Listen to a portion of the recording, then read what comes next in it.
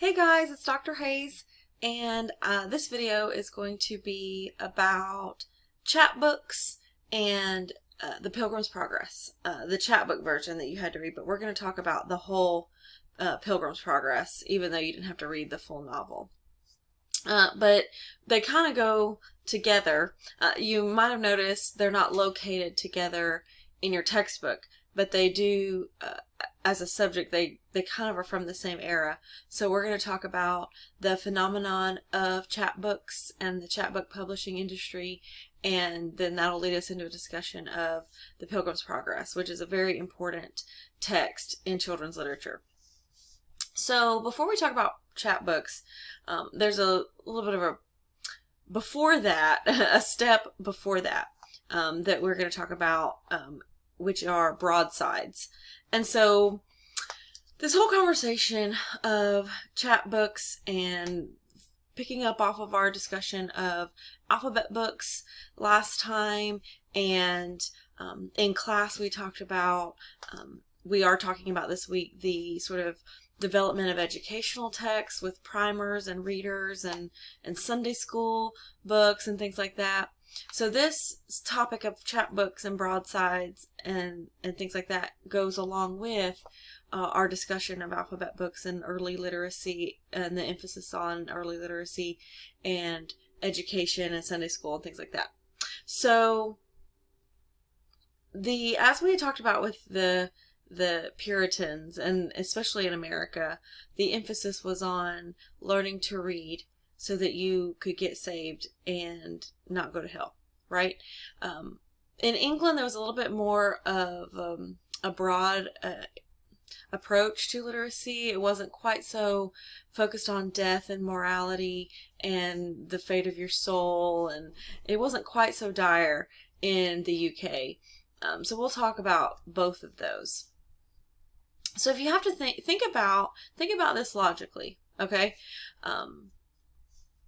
When after the sort of the Renaissance period, we're talking about mid to late 1500s up into the 1600s, the Elizabethan era, the era of Shakespeare.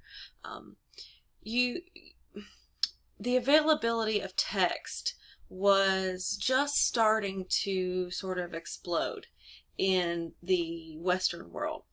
And this is because, this is a little bit of for free for you, but at the end of the 1400s, I forget the exact date, I think it was 1478, maybe 1476, William Caxton brought the printing press to England. He didn't invent the printing press.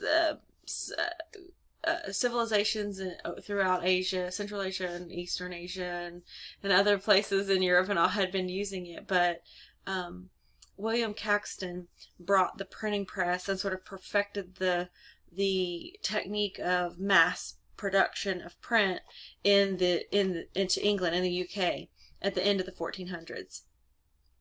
That was a game changer. As far as before, if you were going to own a piece of text, it had to have been either handwritten out. There was a copy handwritten by a scribe or a person who that was their job, was to handwrite stories and pamphlets and books and things. You had some more rudimentary ways of printing where you could sort of carve or cut out or just engrave in wax or something, like a whole sheet, and then you could stamp it in ink and then like stamp it on the paper and stamp it. It was a very slow process. So owning a book or any sort of text was, you had to have wealth for that. You had to have income and money, and it wasn't just something that there weren't just books lying around anywhere. If a book existed, it took a lot of labor and expense and resources to create it. So when the printing press came in the late 1400s, that was a massive game changer as far as the spread of literacy throughout, because then anybody could get access to text more readily than they used to. It wasn't reserved for just the aristocracy and the clergy to have books. And so some of these advances in printing technology and availability of text had very positive influences on the availability of literacy to all the classes and all the ages and groups of people, but it also had negative influences as well, where there was no regulation. Copyright didn't exist.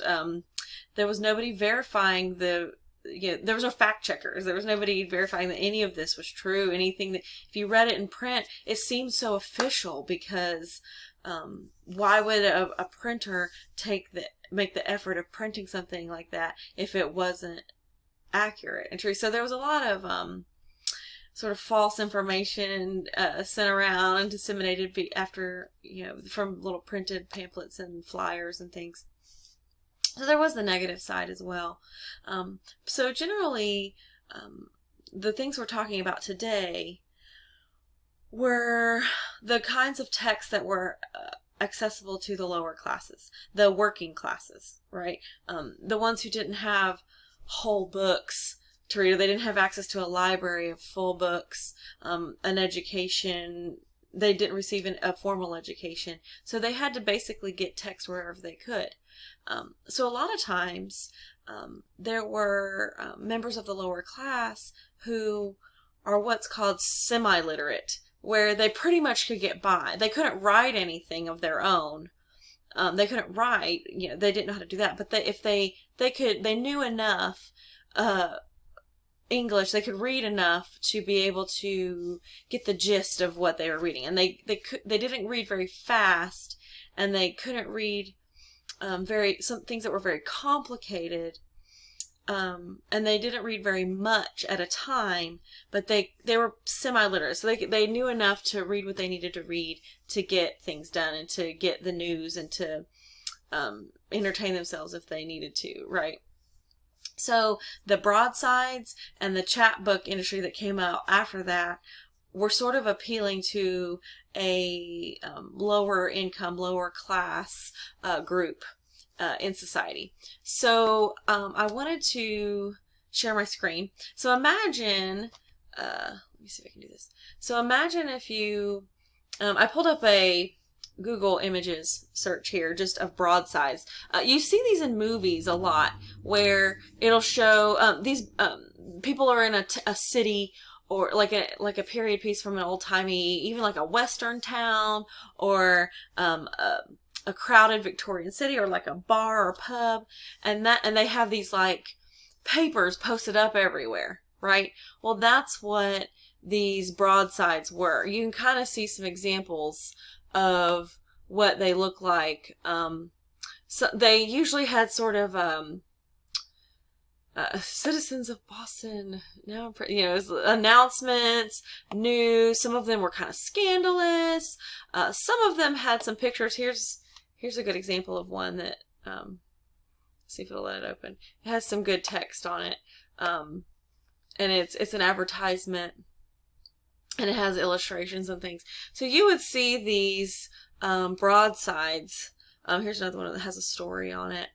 And it's sort of a, I think this is maybe a cautionary tale against being too much in your cup, if you will, with wine and everything. But you had these broadsides that were pasted up, usually on the walls in like ale houses and pubs, and or they would be on the side of barns, or they would be on the outside by the door of a store or something like that.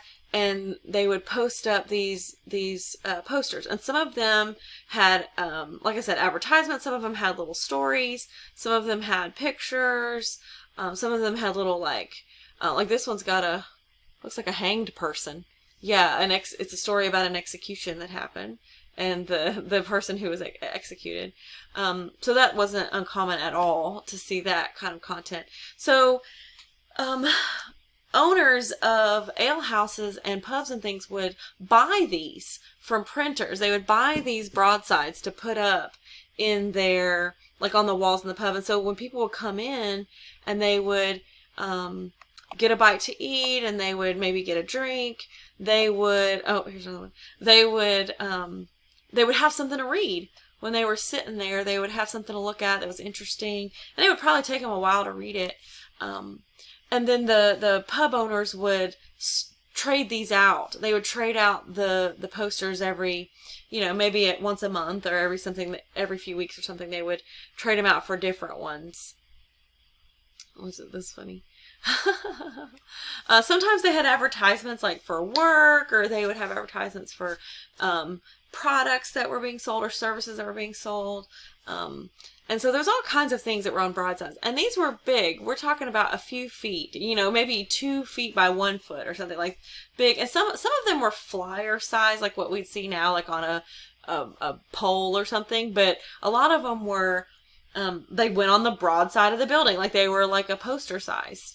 And they would be big, so several people could read them at one time. And so these were sort of the precursor to chapbooks.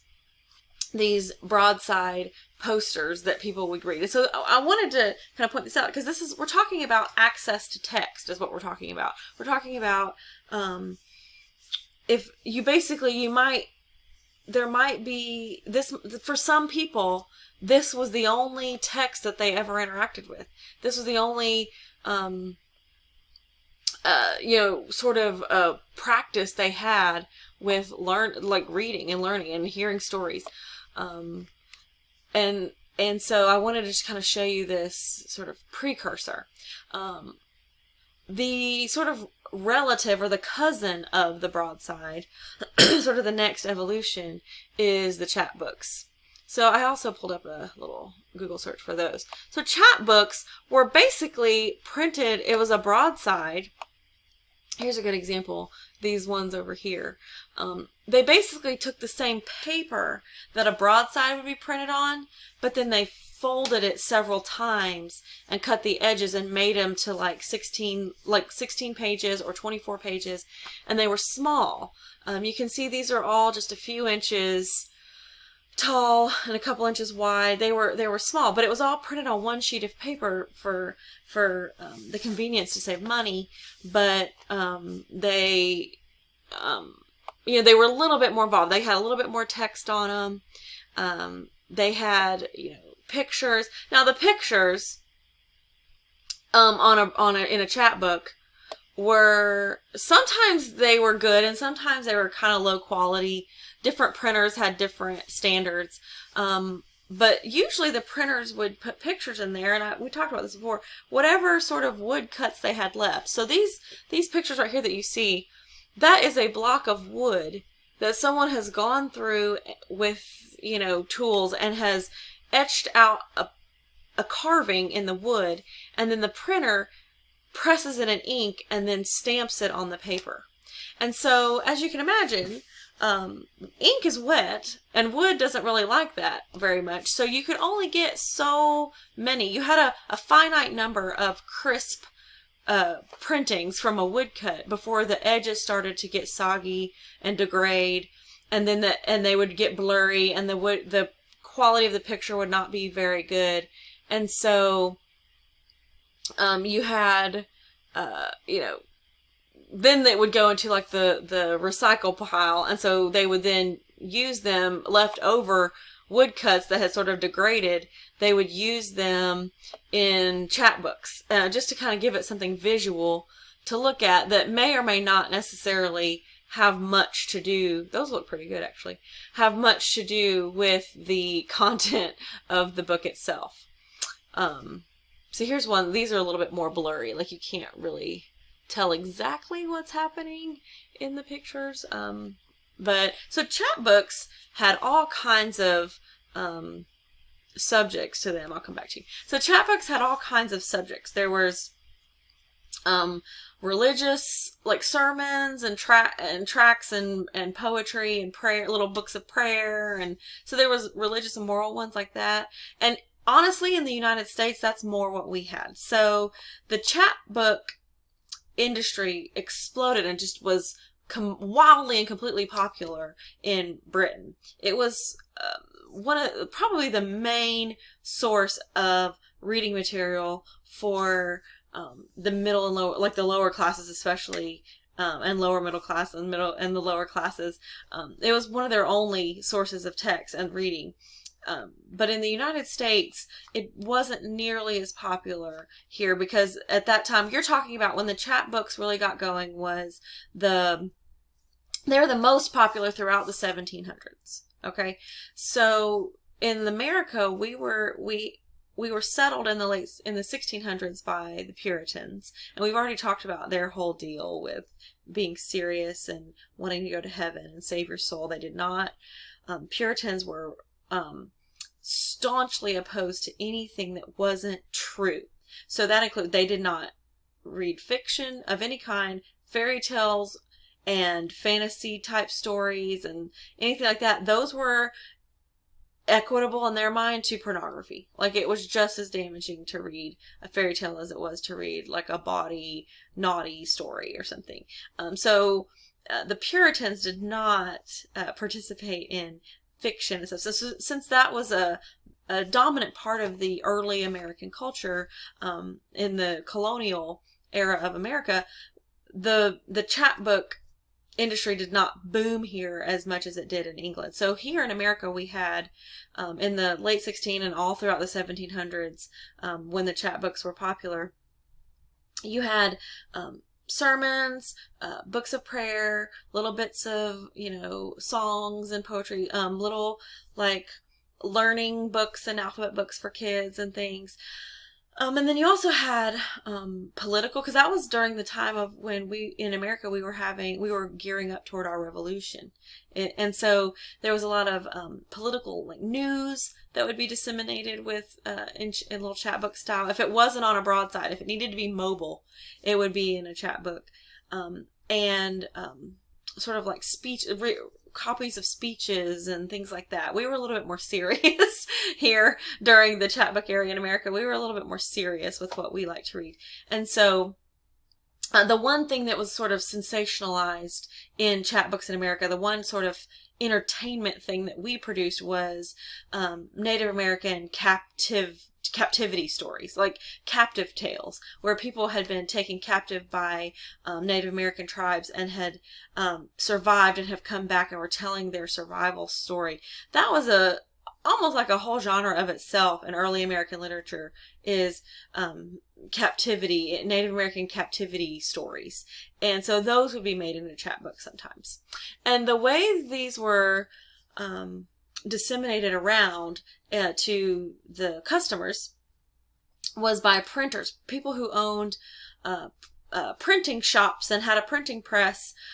Normally their main industry was like newspapers or full books that maybe people had commissioned, the Bible, lots of printings of the Bible and other books of sermons and devotionals and whatnot.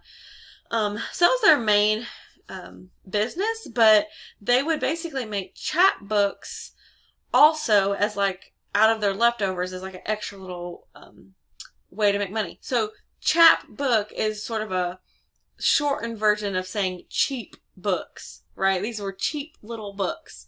And so chapbooks were made out of one sheet of paper, maybe paper they had left over from a printing they were, of something else, a book or something. They had some paper left over, or they had to order like a run of broadsides and they had just like a couple pieces left. They would use the leftovers. They would use the leftover woodcuts. And then this is a thing that you need to know about chapbooks. Most of what was in chapbooks was not original. Like, the printers were not coming up with the content. They were reprinting stuff that had already been printed, like maybe stuff from the newspaper or speeches that had been given and they were writing it down. Fairy tale stories, again, not as much in America, but some. And so stories that were already popular or existed elsewhere in a longer version, just like you saw with Pilgrim's Progress this week, they would shorten it down drastically, get the nuts and bolts out of it, like the main points, add a couple pictures in there, and sell them for, half of a penny or whatever. And So they would have little racks of them in the front of their shop. You could browse whatever was available in the chapbooks. And for some people, that was all they could afford. Like if they wanted something to read, they couldn't afford a whole book. A lot of people couldn't even afford to get a newspaper all the time. They had to read what was left over. So they would browse and see and the chapbooks and see what was left. And you might get them in like other stores, like the supply store, the depot, what we would call a grocery store, but it was, sort of a mixture of a convenience store and a grocery store. They'd have a rack of chapbooks. And you know what? We still do that now. Like, the evolution of the chapbook was, it eventually became like the penny dreadfuls that you might have heard about later on in the late 1800s, the Victorian era. They produced these penny dreadfuls, which were little thin novella style horror stories that cost a penny. So you had the penny dreadfuls, you had dime novels came after that, little cheap books that cost a dime.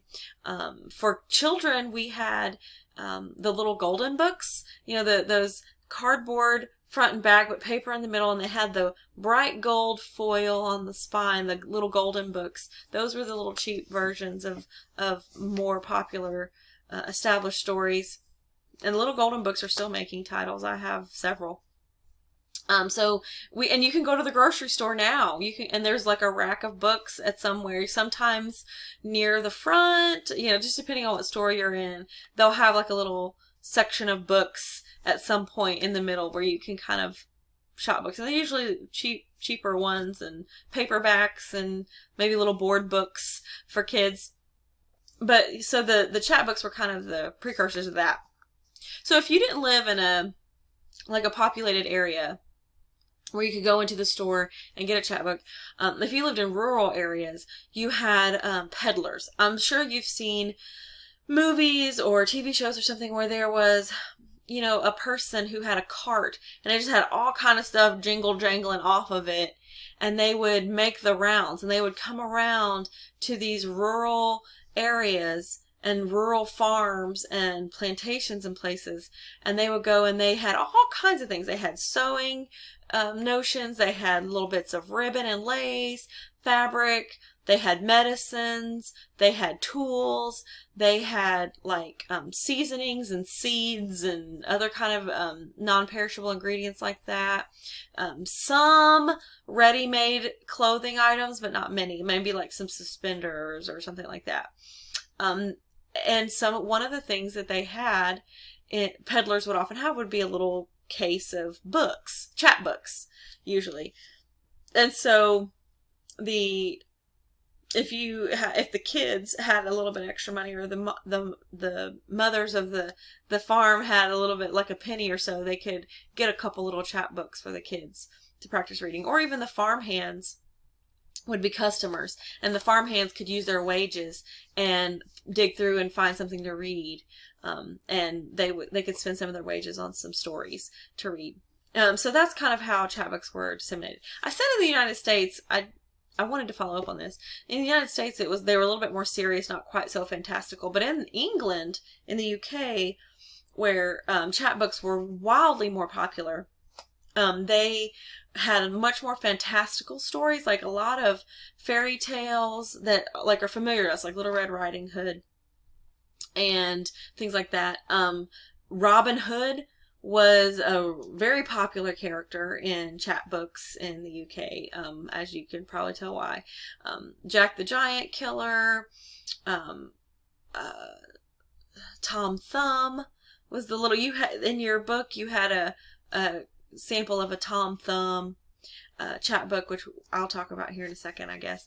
But you had these well-known fantastical characters who would come out over and over in these chapbooks. So printers weren't writing these stories, they were just reproducing stories that already existed and sort of tweaking them a little bit. And so because of that, it's really, really hard to determine the origin of a specific chapbook, unless there's a date printed on the cover page.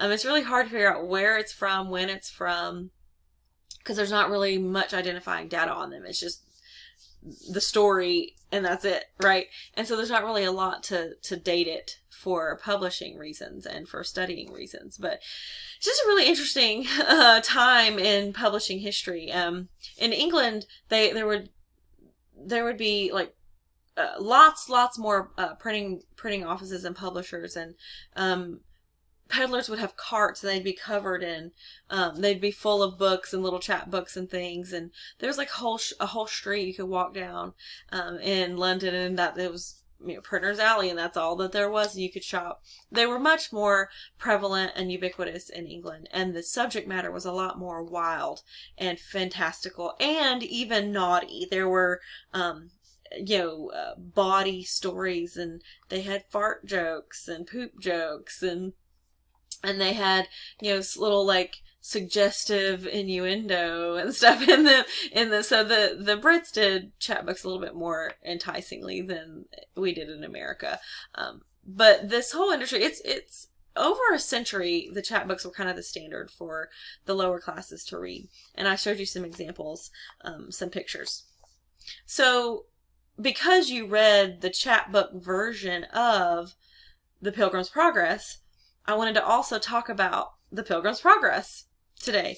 I guess before I do that, if you haven't already, I don't want to spend too much more time, but if you haven't already, look through the chapbook section. It was assigned to you to skim through. I have it in my lab, that's why I keep looking down. Skim through the chapbook section. There's some really cool ones. Before I move on to Pilgrim's Progress, I wanted to make sure to point out, read through the little, you don't have to read every single word of every single one, because there's several, but there's a Goody Two-Shoes one, there's a Jack the Giant Killer, Dick Whittington was a famous character in chapbooks, Tom Thumb. And so I wanted to point out the Tom Thumb one. It's so funny. Let me get to it. Oh yeah, here we go. So the version you have in your book is abridged. Some of it's cut out. But you can kind of see this is what it looks like. This is where I'm reading. So if you want to read along, I'm looking at the Tom Thumb that is the section that starts on page 43.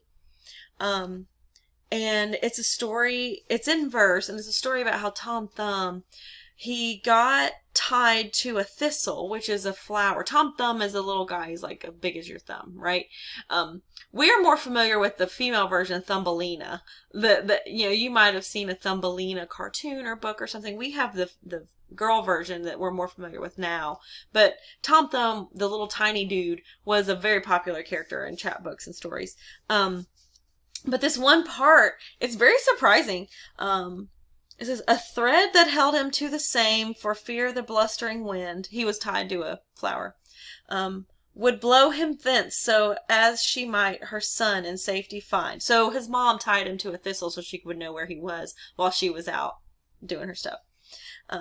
But mark the hap, a cow came by, and up the thistle ate. Poor Tom, withal, was as a dock was made a red cow's meat. But being missed, his mother went, calling him everywhere. Where art thou, Tom? Where art thou? Quoth he. Mother, here. In the red cow's belly here, your son is swallowed up. All which within her fearful heart much woe this caller put. This is funny. Meantime the cow was troubled sore in this her rumbling womb, and could not rest until that she had backward cast Tom Thumb. So she had a tummy ache because he was in her stomach, and she pooped him out. She backward cast him, and because her tummy was rumbling because he was in there. Now all besmeared as he was with poop. His mother took him up, and home to bear him hence, poor lad, she in her apron put. So there's this whole part in there about how he gets eaten by a cow and then pooped out, and his mom's like, ew. Like picks him up and puts him in the apron.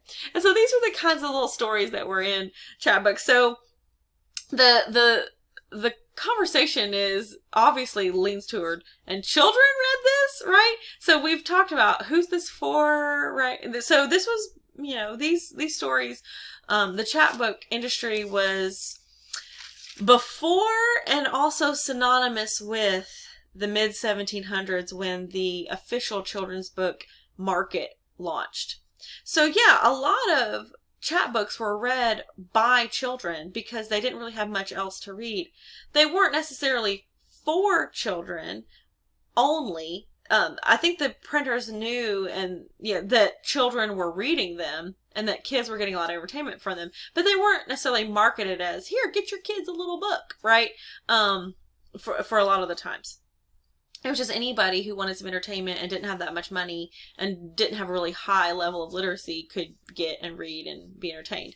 But yeah, so toward the end of the 1700s and on it, by the time we were into the Victorian era, into the 1800s, past the age of the Romantic child, the chapbook form was relegated and considered to be something that children read. And, adults, they wouldn't be caught reading. That's for kids, right? That's something that kids. And so because of that, the content of chapbooks sort of adjusted itself to have more of just a purely childlike market, right? But beforehand there was, when at the heyday of the chapbook, it had a lot more body content. So the chapbook of the Pilgrim's Progress that you had to read is from the 1800s, I think. It's a little bit later, but you can tell the pictures are a much higher quality, and they actually go with what they meant. But I wanted to talk about Pilgrim's Progress. So if we were in person, I would say, how many of you have read Pilgrim's Progress or have seen something about Pilgrim's Progress? Usually when I ask this, there's maybe one person, maybe two, who knows what Pilgrim's Progress is, which is always so shocking for me. And I think it's a generational thing. Because when I was growing up, there was a cartoon version of Pilgrim's Progress that I think it came out in the 70s, but it was massively popular. And I probably watched it at Sunday school. They probably showed it like once a month, if not, like just if they were done with their lesson and the church service wasn't done yet, they'd put on Pilgrim's Progress, this cartoon, and have us watch it. And so I was very familiar with Pilgrim's Progress, and we had a copy of the book in my house and everything. But it's kind of fallen out as in popularity. But I wanted to kind of give you a little bit of background of Pilgrim's Progress, because I cannot oversell how influential and how important Pilgrim's Progress was to the children's literature industry. So many prominent, well-known classic children's authors cite Pilgrim's Progress as like one of the first books they read, one of the first things that they read that made them want to write stories. The first story they ever learned was from Pilgrim's Progress. So even though you may not have that much personal experience with Pilgrim's Progress, you do, because I don't know that we would have a thriving children's literature, like fiction and fantasy industry, if it weren't for Pilgrim's Progress. And many, many authors would not have been inspired to become authors had it not been for Pilgrim's Progress. So it is very important. John Bunyan wrote Pilgrim's Progress. It came out in 1678. It is considered to be a religious allegory, or maybe a spiritual allegory, depending on which biblical allegory, however you want to call it. But it is a one-to-one comparison. An allegory is where you have a meaning on the surface. This is a Literature 101 lesson for you. You have a surface description. You have characters. So you have a guy named Christian, and he's on a quest, right? And he finds armor, and he fights a giant, and he gets locked in the pit of despair and has to find the key within him to get out. And these are like the literal events of the story.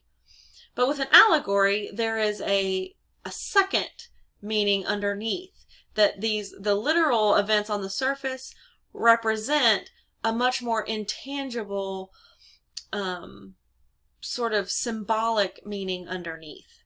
So you have this story of this man named Christian. He goes through all these trials and everything, but it's a symbol of a Christian believer's journey to salvation, where they are deceived by people. They might get locked into despair and they have to find the way out, and the key is in their heart, and they have to fight, these giants, and these are metaphorical giants, right? And they have to go, he goes to the city, Vanity Fair. That's where we get the name Vanity Fair. If you've heard the magazine Vanity Fair, there's a Victorian novel called Vanity Fair. That is a reference to Pilgrim's Progress. And so he ends up having to, he's on his quest to find the celestial city, and there's like the straight and narrow path, and all these different things. These are all biblical symbols. And so John Bunyan, he was a lower class person. Like, his father fixed pots and pans and kettles and things. That was his job. And so that became Bunyan's job too. He was a tinkerer. He fixed metal, like pots and pans and whatnot. When he got married in his 20s, his wife was very sort of pious and spiritual and serious, and she had some devotional books, and she sort of guided him to be a little bit more serious and repentant and focused on heaven and things like that. And so he got super into it. So they left the Church of England, which was the dominant Protestant religion that King Henry VIII established when he wanted a divorce from his wife in the 1500s, the Protestant Reformation. If you learned about that, he established the Church of England. Well, anyone who wasn't in the Church of England, you were either, in England, you were either Church of England, Protestant, or you were Catholic, and so you were shunned, or you were nonconformist. You didn't want to be either of those things. So you were nonconformist. And so John Bunyan left the Church of England and became a nonconformist preacher. And tons of people would come and listen to him. He was a very dynamic speaker. And he ended up being put in prison because it was illegal to preach without a license and being a sanctioned Church of England minister. So he ended up going to prison for some years. And probably while he was in prison, he was writing Pilgrim's Progress, because it was published a few years after he got out of prison. So the part you read was the whole story. It was Christian, and he goes on this journey, and he fights all these battles and everything, and he learns these lessons and gets his armor, the helmet of salvation and the breastplate of righteousness. The armor from, I think, Paul in the Bible was talking about that. But anyway, he gets that, and I think it's in the book of Romans, and pretty sure Paul wrote that. But anyway, the whole thing about the armor of God Christian puts on the literal armor, and so he goes through all that, and he finds the celestial city, heaven. Well, in the chapbook you read, his wife and children come along behind him. Christiana, get it? The female version of Christian. Christiana comes along behind him. And because he has led the way and gone through all of these trials, and he's learned the lessons, he has then been able to leave behind guidance for them. They don't fall into the same pits he fell into. They don't fall under the same temptation he fell under, because he has been able to become the spiritual leader of the family, and he's leading his wife and children to belief and to the celestial city safely, so they don't have to make the same mistakes he made. Those were originally published in two separate versions several years apart. The original Pilgrim's Progress was just Christian's journey, and it was published as, like, novels weren't really a thing yet. There wasn't the genre novel. This was just a booklet. It was a book of the story. But my point was, it wasn't illustrated. It wasn't a chapbook like what you read. That's not the form it was in. Let me minimize this real quick. I looked up some pictures. Yeah, here we go. So here's some examples of all the various editions of like book covers of the novel, and some movie versions that have been made throughout the years. But it's very, very popular. But it was originally just the first story, and then it was Christiana's story was a sequel. So Pilgrim's Progress, as a novel, I want to talk about its importance a little bit. So it was, for at least 150 years, if not more, it was probably the most important book that wasn't the Bible, or that wasn't like a school book, right? Pilgrim's Progress. So many families, the only books they would own, and we're talking about America and Britain, like the whole Western world, middle and lower class, sometimes like, okay, so lower class families, if they owned a book at all, it was probably a Bible.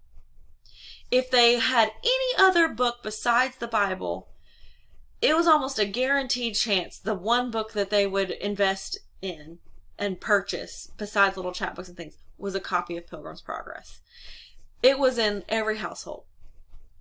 Wealthier, like middle and upper class families who had other books in the home, typically the only books that were allowed to be read on Sundays, on the Sabbath, you could read the Bible, but the one exception is you could also read Pilgrim's Progress. It was that revered, it was that venerated, that people thought of it as another book of the Bible. They thought of it as this sort of divine vision that Paul Bunyan was given, and that it is it's just as good, especially for children. It was just as good as reading the Bible as if you read Pilgrim's Progress. You got the same edification out of it. You got the same lesson. You got the same inspiration out of reading Pilgrim's Progress as you got from the Bible. So that is how important and influential this book is. And that is why so many authors read it.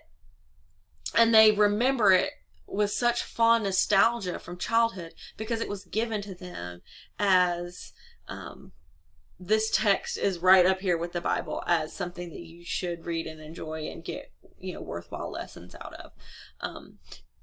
Up into the Victorian era, it kind of fell out of popularity. I don't know that it fell out of favor, but like religion in general and being ultra spiritual in general fell out of fashion in the Victorian era.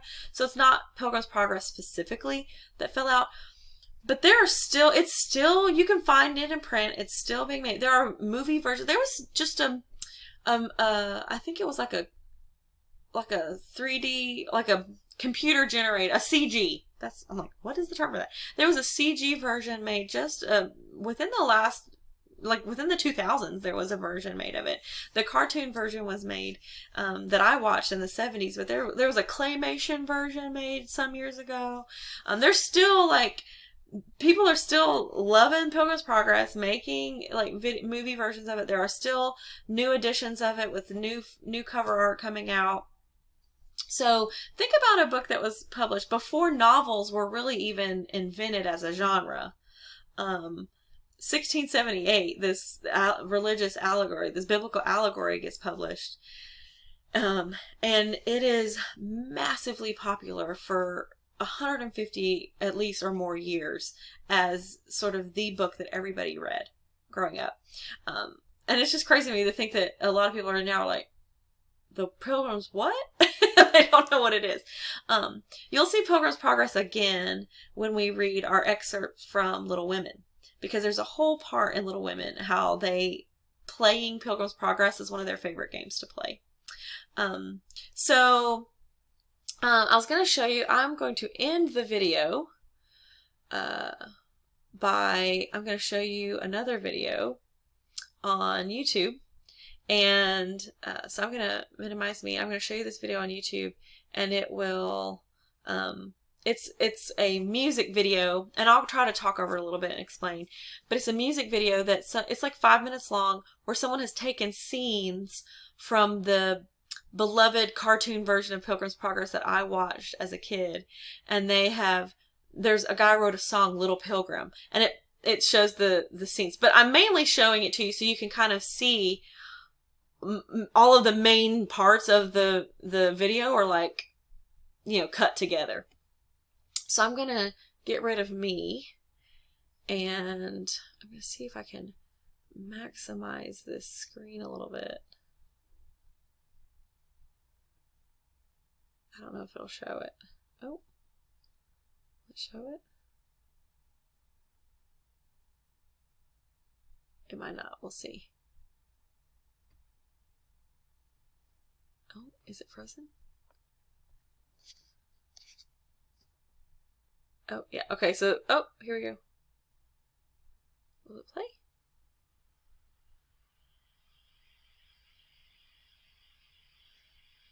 Technical difficulties.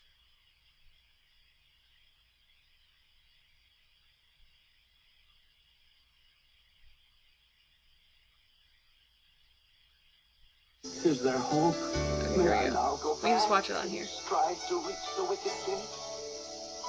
May my sin find grace.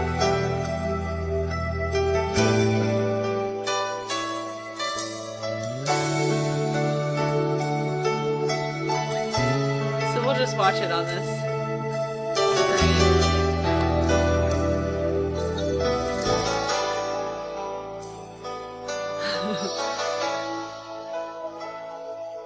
So you can see Christian, he still has his bundle walking down the road of life. on his back. I'll turn the volume of the song down a little bit. In your heart, just alone. So this is a animated version, and he's got his bundle. Upon that very road. So the movie itself has dialogue and scenes and, you know, just kind of how he started talking at the beginning. But this is a music video, so a lot of the dialogue is cut out. But it's very 70s and cheese-tastic. And you see what that path. I would make it bigger and maximize it, but I think it might. It kind of froze up a while ago. You have all that lost time to make up for. And it's a sad thing to realize that you're all alone. So That you're on your own. he's got his armor here, Again. and he's praying. Little pilgrim, walking down the road of life. Oh no! What just happened? Hello, everyone. Oh, ad. I have something to ask you. When you add your name to join my campaign, Oh my god, I'm so sorry. we still have a long way to go if we're going to defeat Donald Let me Trump skip. and the Republicans in Skip. November. Okay. So you can see, there's a couple more minutes. You can see some of the scenes from the movie. Who are just like you. I was looking I don't want in to get that to the same direction. part. Oh, here's the part where he's. Little pilgrim, It's kind of out of order because he's back with his pack. Here's where he's praying at the cross, and like he stands up and loses his pack. down in your heart, that you are just like me. What you're seeking, See his pack, his burden better way. falls off, and then he is able to go on his journey and get his armor. For temporary resting places. And you're glad to find a little peace of mind here and there. But it won't last, no, no. 'Cause you'll have to move along someday. Till you're resting in the arms of the only one who can help you. Till you give your heart and your soul and your body and your mind. So this might be when they're in the water. Yeah, when they go to the Celestial City at the end. There's a whole thing where they have to go through they have to swim through the water and they have to basically die. They drown at the end. And they have to drown in the sea before they can make it across up to the Celestial City. Yeah. Anywho, I mainly wanted to show you that video to show you just some of the scenes from the cartoon that was beloved to me when I was a kid. But that is all I have to say about Chapbooks and Pilgrim's Progress, and and all of that.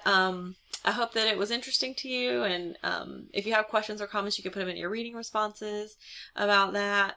And maybe when we get back in person, you can mention if you ever saw Pilgrim's Progress, or or knew what it was. But other than that, I hope you'll have a good week and you're hanging in there. And let me know if you have any questions or any issues or anything you'd like to discuss. Y'all have a good day. I'll talk to you later.